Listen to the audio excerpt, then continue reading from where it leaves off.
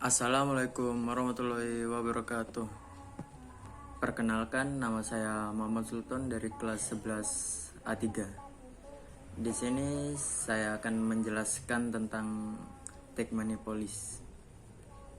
Apa itu take money policy?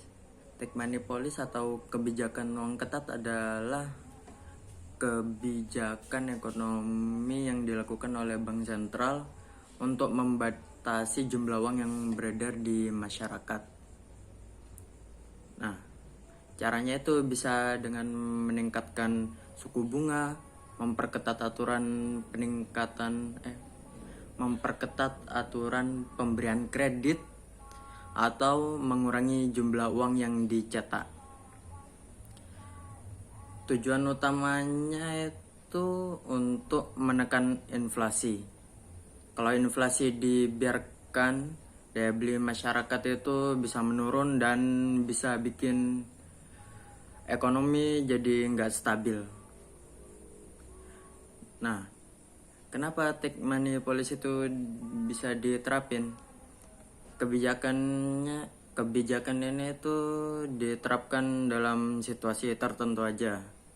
Misalnya kayak inflasi tinggi. Kalau harga-harga naik terus itu masyarakat jadi sulit membeli barang dan ekonomi itu bisa keganggu lah. Habis itu nilai tukar mata uang melemah. Kalau nilai rupiah turun, barang impor itu jadi lebih mahal dan bisa memperparah inflasi. Habis itu ekonomi tumbuh terlalu cepat.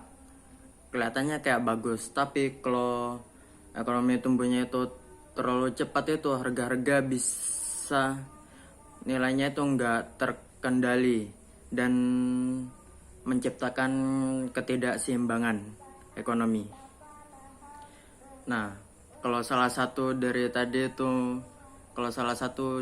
masalah yang tadi itu terjadi, bank sentral itu harus bertindak agar ekonomi itu tetap stabil. Nah, setiap kebijakan itu pasti punya dampak positif dan dampak negatifnya. Salah satu dampak positifnya itu ya inflasi lebih terkendali. Jadi harga barang dan jasanya itu naiknya nggak terlalu tinggi sehingga daya beli masyarakat tetap stabil. Habis itu ada nilai tukar lebih stabil.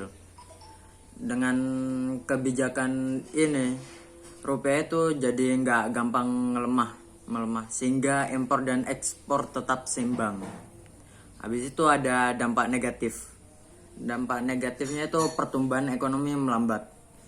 Karena uang lebih sulit didapat, bisnis jadi lebih hati-hati dalam berinvestasi. Habis itu penganggurannya meningkat. Kalau bisnis ngelambat, bisa jadi ada pengurangan tenaga kerja karena perusahaan sulit mendapatkan modal. Nah, itu dia dampak positif dan negatifnya. Habis itu ada contoh take money policy di Indonesia. Salah satu contoh penerapan take money policy di Indonesia terjadi pada tahun 2013. Waktu itu inflasi lagi tinggi dan nilai tukar rupiahnya melemah. Untuk mengatasinya, Bank Indonesia menaikkan suku bunga secara bertahap. Apa dampaknya? Dengan suku bunga yang lebih tinggi, masyarakat jadi lebih sedikit meminjam uang dan jumlah uang yang beredar di pasar pun berkurang. Akhirnya inflasi itu bisa dikendalikan dan rupiah jadi lebih stabil. Nah, sekarang kalian sudah tahu kan apa itu take money policy. Singkatnya, kebijakan ini tuh dipakai untuk mengurangi jumlah uang yang beredar supaya inflasi nggak naik terlalu tinggi. Meski ada dampak negatifnya kalau diterapkan dengan hati-hati, kebijakan ini bisa menjaga ekonomi jadi tetap stabil. Sekian dari saya. Mohon maaf jika ada salah kata. Wassalamualaikum warahmatullahi wabarakatuh.